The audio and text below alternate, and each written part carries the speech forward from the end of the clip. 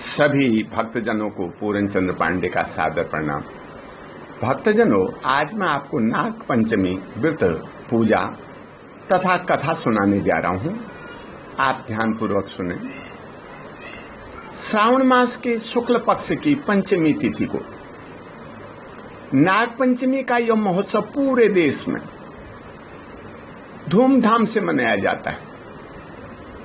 इस वर्ष यह तिथि 12 अगस्त 2021 को गुरुवार के दिन बाद दोपहर 3:35 से प्रारंभ होकर 13 अगस्त 2021 शुक्रवार के दिन दोपहर 1:43 तक रहती है।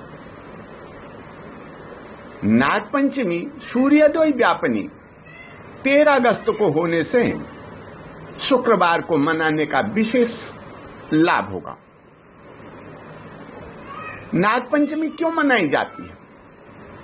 इसको मनाने से क्या लाभ होता है? इस बारे में मैं आपको बताना चाहता हूं कि इस दिन लोग व्रत रखकर नागों की पूजा करते हैं। हमारे धर्म ग्रंथ वेदों में, पुराणों में यक्ष, किन्नर और गंधर्व के साथ साथ नागों का भी वर्णन मिलता है। पाताल लोक को नागलोक के नाम से भी जाना जाता है। नागों की उत्पत्ति महर्षि कश्यप और उनकी पत्नी कद्रू से मानी गई है। पुराणों में भी बताया गया है भगवान विष्णु शेषनाग की सैया पर विराजमान है। भगवान शिव के गले में तो सर्पों की माला ही शोभायमान होती है। भगवान रामचंद्र जी के साथ शेषावतार लक्ष्मण जी हैं। श्री कृष्ण भगवान के साथ शेषनाग के अवतार बलराम जी हैं। अन्य देवताओं ने भी नागों का सहारा लिया है। नाग देवता भारतीय संस्कृति में देवताओं के समान माने गए हैं। देवताओं की पूजा करो तो वह सभी मनोकामनाएं पूर्ण कर देते हैं। देवताओं का अपमान करो, उन्हें तंग करो तो वह सब कुछ नष्ट कर देते हैं। ठीक यही काम है नाग देवता का। आप छेड़ेंगे नहीं तो वह काटेंगे नहीं, छेड़ोगे तो तुरंत परिणाम भोगोगे। कश्मीर को तो नागों की राजधानी माना गया है। वहां का प्रसिद्ध नगर अनंतनाग इसका प्रमाण है। इस पर्वतीय क्षेत्र में नागों की पूजा विशेष रूप से की जाती है। लोक देवता तथा ग्राम देवता के नाम से भी कई स्थान पर नाग देवता को ही जाना और माना जाता है। कई स्थानों पर पितृदेवता के रूप में भी नागों की पूजा की जाती है। धन और खजाने के स्वामी भी नागों को ही बताया गया है। भारतीय संस्कृति के अनुसार जब हम अपने घरों में सुबह शाम पूजा करते हैं तो देवताओं के साथ साथ अनंत तथा वासुकी आदि पवित्र नागों का नाम भी स्मरण करते हैं।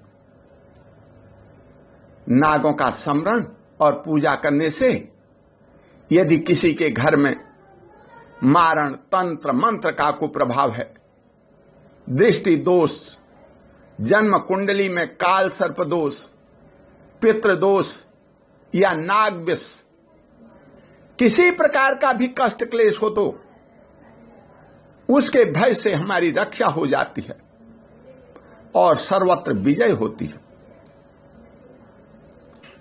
श्रावण मास की नाग पंचमी नागों को अत्यंत आनंद देने वाली है। ऋषि मुनियों ने नागों की उपासना में अनेक व्रतों और पूजा का विधान निश्चित किया है। पंचमी तिथि को धरती पर या किसी पटड़े पर मिट्टी से या रस्सी में गांठें लगाकर नागों की रचना करें, गाय के दूध से स्नान कराएं, पत्र पुष्प फल जल नैवेद्य जो सब देवताओं को चढ़ाते हैं वही चढ़ाएं। यमुना जी में भगवान श्री कृष्ण द्वारा काली नाग को मत डाला गया था। नाग पत्नियों ने भगवान की स्तुति की, तब भगवान ने उन्हें विष का परित्याग करने और यमुना जी को छोड़ने का आदेश दिया था। इस कथा का स्मरण करें। इस प्रकार पूजा करने से मनुष्य को सर्प दंश का भय नहीं होता। नाग पंचमी की कथा इस प्रकार है, आप सुने। एक बार देवता और दैत्यों ने मिलकर समुद्र मंथन किया। सुमेरु पर्वत की मथानी बनाई गई, वासुकी नाग की रस्सी बनी। एक तरफ देवता, दूसरी तरफ दानव समुद्र को मथ रहे हैं।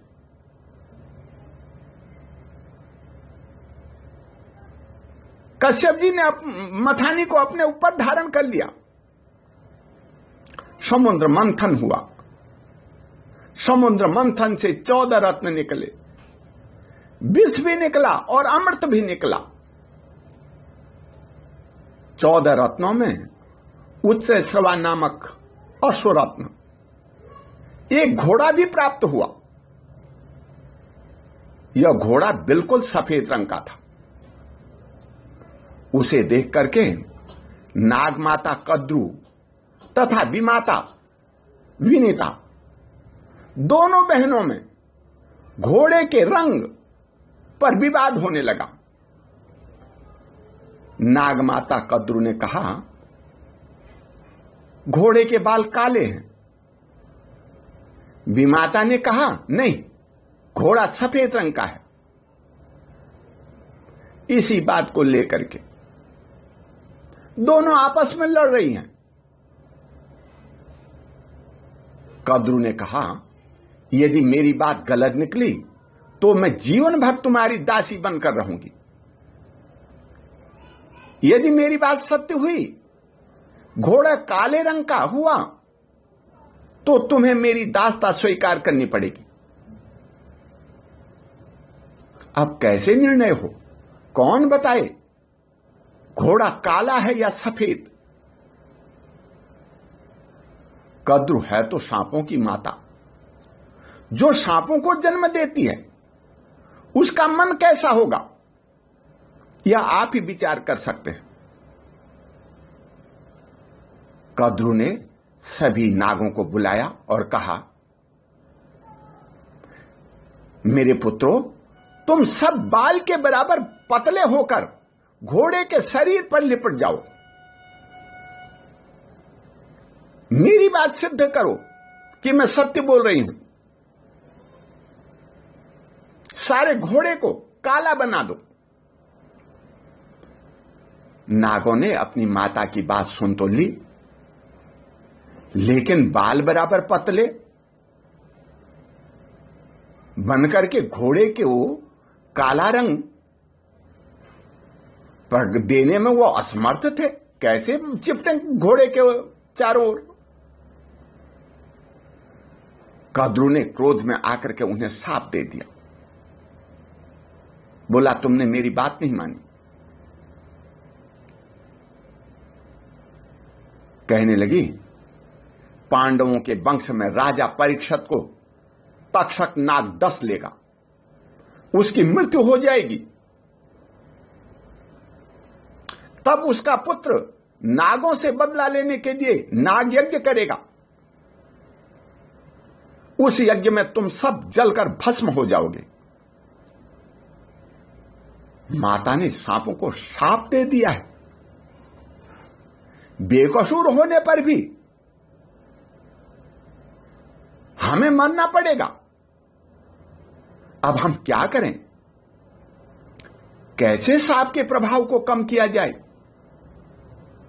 यही सोचकर नागों ने वासुकी नाग को नेतृत्व सौंपा। महाराज, आप ही कुछ करो।